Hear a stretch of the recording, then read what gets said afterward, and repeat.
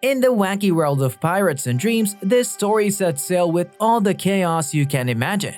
Brace yourselves and let's have a deep dive into the world of pirates. Our story starts with this peaceful cruise ship minding its own business, when bam, Alvida and her rowdy crew crash the party. They're like the party crashers from hell, terrorizing the poor passengers. Alvida's crew also have a slave with them named Kobe. He stumbles upon a barrel and guess what's inside? Nah, not cannon ammo and stuff, it's just a rubbery young boy who goes by the name of Monkey D. Luffy. Now, Luffy's not your average kid. Nope, he's got the Gum Gum Fruit powers which basically turn his body into a rubber. And trust me weebs, he doesn't waste a second showing off his newfound abilities. He takes down Alvida's crew faster than you can say pirate party poopers. This Giga Chad act of Luffy inspires our boy Kobe and he stands up for himself.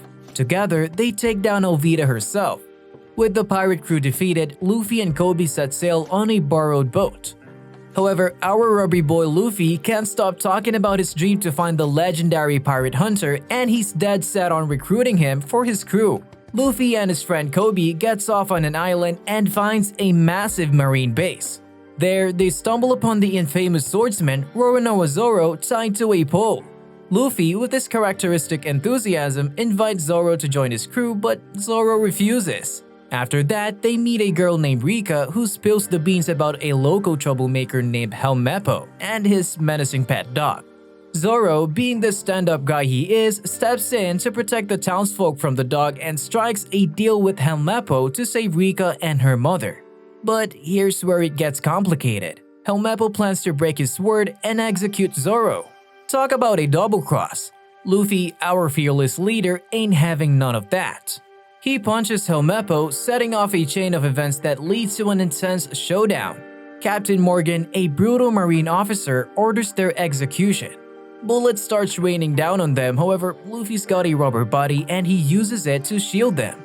That's one way to dodge bullet, I guess. In the midst of the chaos, Luffy makes a deal with Zoro. He'll give him back his 3 swords in exchange for joining his crew. They go on to defeat Captain Morgan in a heated battle and Luffy saves Kobe who's taken hostage by Helmeppo. Whew, that was a close one. Now, with Captain Morgan out of the way, the town is safe but pirates like Luffy and Zoro can't stick around for too long. They prepare to leave but not before ensuring Kobe's dream of becoming a marine isn't crushed. And boy, do they have a plan.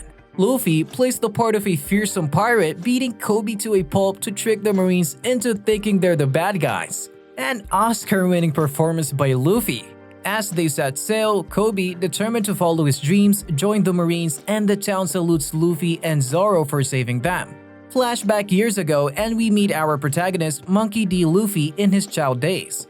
He's a kid from Fuchsia Village in East Blue with one big dream in life, becoming a pirate and joining the crew of the infamous red-haired Shanks. Shanks, by the way, is temporarily chilling in Fuchsia Village. Now, here is when things get rubbery for Luffy. Luffy accidentally chomps down on a devil fruit called the Gomu Gomu no Mi. Who the freak names a fruit Gomu Gomu?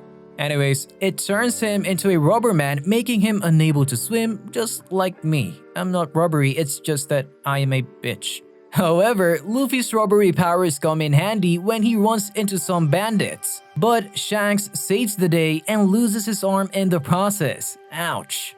As Shanks and his crew prepare to sail away, Luffy boldly declares that he'll become a pirate all on his own and he wants to surpass Shanks to become the next Pirate King. Touched by Luffy's determination, Shanks gives him his iconic straw hat and makes him promise to return it once he's a great pirate. Back at the present, Luffy is dragged in the sky by a flamingo, classic Luffy shenanigans, and Zoro's left all alone on their boat, paddling furiously to catch up. Along the way, he encounters 3 castaways from Buggy's crew. Pfft, these pirates, dude, they just can't catch a break. Oh wait, this is a pirate anime. Never mind. Meanwhile, Luffy's involuntary flight takes him over a town where he's unceremoniously shot down. He crashes right in front of Nami, who's running for her life from Buggy's crew. Oh, crash landing straight in front of a girl in trouble. Classic. Buggy, another devil fruit user, has eaten the Bara Bara no Mi, allowing him to split and control his body parts. This buggy guy was also part of Shank's old crew, but they held minor roles. Luffy, Zoro, and Nami team up to save Orange Town, with Luffy even sending Buggy's body parts soaring in all directions. After their escapades, Nami decides to form a temporary alliance with Luffy and Zoro. Together, they set sail to Syrup Village, where they encounter a boy named Usopp. It turns out that Usopp is quite the storyteller, but his nose is as tall as his tails. Still, it's up to our motley crew to stop the Black Cat Pirates, led by the devious captain, Kuro. Kuro has a sinister plan to raid the village and steal the fortune of a girl named Kaya. Although Usopp tries to warn the villagers, his reputation for stretching more than our boy Luffy, the truth precedes him. So it's up to our band of heroes to thwart the Black Cat Pirates and protect Kaya's riches, which they do with flying colors, leaving Kuro and his crew defeated. Then, as a token of gratitude for their heroic deeds, the Straw Hat crew is gifted a magnificent caravel known as the Going Merry. Then we have our boy Usopp join as a new member of the crew with dreams as big as the sea itself. He's got his heart set on becoming a brave warrior of the sea, just like his old man Yasopp, who was, surprised, a member of the red-haired pirates. Luffy had actually met Yasopp when he was a wee lad. Small world, right? Now, all this action has stirred up quite the appetite in our protagonist, Luffy. Then, at the floating restaurant, Baratie, we meet a legendary chef named Sanji. His dream? To find the mythical All Blue, a place where all the world's fish come together. By the way, why do all pirates have a dream of finding something? Weird.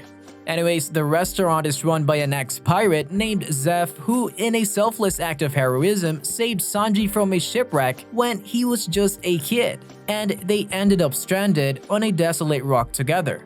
In an act of pure survival and a dash of desperation, Zeph severed his own leg with a rock. And yes, they ate it. That's right, this is how it happened, don't doubt me. Eventually, they were rescued and Zeph started the Baratie restaurant. As a result of nearly starving to death, Sanji made a vow that he'd never let anyone go hungry, be they friend or foe. And now, cue the entrance of the pirate geezer, Gin, demanding food like there's no tomorrow. Sanji, being the man of his word, feeds him. After that, Gin brings his captain, Don Krieg, to the restaurant and Krieg demands a feast of his entire armada. The restaurant owners reluctantly comply, but they also send word to the chefs to prepare for battle with the Krieg pirates. Before the epic showdown begins, though, an unexpected guest arrives. It's none other than Dracula Mihawk, one of the 7 warlords of the sea and the world's greatest swordsman. He's the guy responsible for demolishing Krieg's armada at the Grand Line's entrance. The Grand Line, the world's most dangerous sea, and just so happens to be Zoro's dream destination. Of course, Zoro being Zoro immediately challenges Mihawk to a duel. But let's face it, it's one of the most one-sided battles you'll ever witness in any story. Mihawk wipes the floor with Zoro, but he's so impressed with Zoro's unwavering pride and determination that he spares him, leaving him alive and even throwing down a challenge for him to surpass him someday. Zoro accepts, declaring to Luffy that he'll never lose again. Meanwhile, Nami, our resident thief, betrays the Straw Hats and swipes the Going Merry and all the treasures aboard. She then hightails it out of there, leaving Usopp and Zoro to chase after her. Luffy stays behind to help defend the Baratie against Don Krieg. In a tough and grueling battle, Luffy emerges victorious, and that's not all. He gains a new crew member in Sanji who, after a bit of persuading, agrees to become the Straw Hat chef.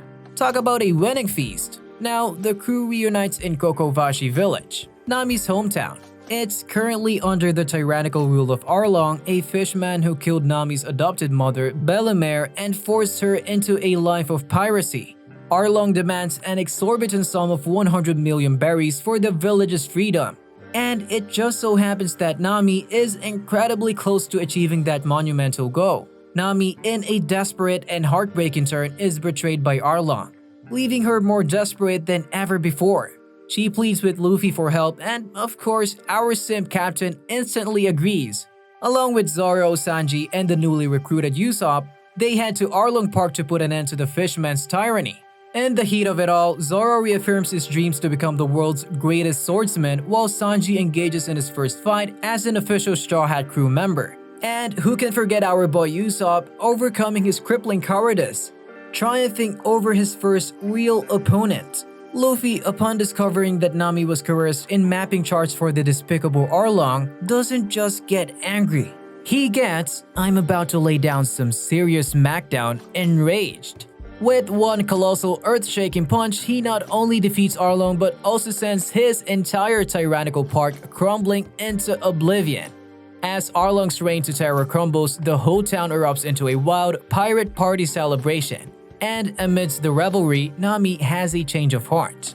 She reflects on her hometown and makes a monumental decision to officially join the Straw Hat Pirates. Thanks to Luffy's impressive track record of kicking bad guys' butts, which includes taking down Arlong, Dawn Creek, and the rubbery Buggy the Clown, he now boasts the highest bounty in all of the East Blue, a cool 30 million berries.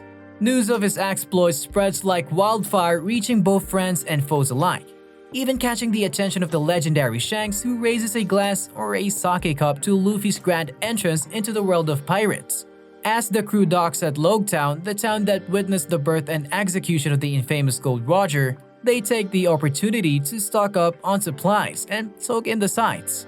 Luffy, in his typical fearless fashion, heads straight for the execution platform where Roger met his fate. While Zoro hunts for new swords to replace the ones shattered by the formidable Mihawk, he crosses paths with Tashigi, a Marine Sergeant Major who bears an uncanny resemblance to an older Kuina. Tashigi spots a rare sword in Zoro's possession and, being passionate about blades, strikes up a conversation. With Zoro's wallet looking rather thin, he inquires about a cheap sword, which the shop owner claims to be cursed.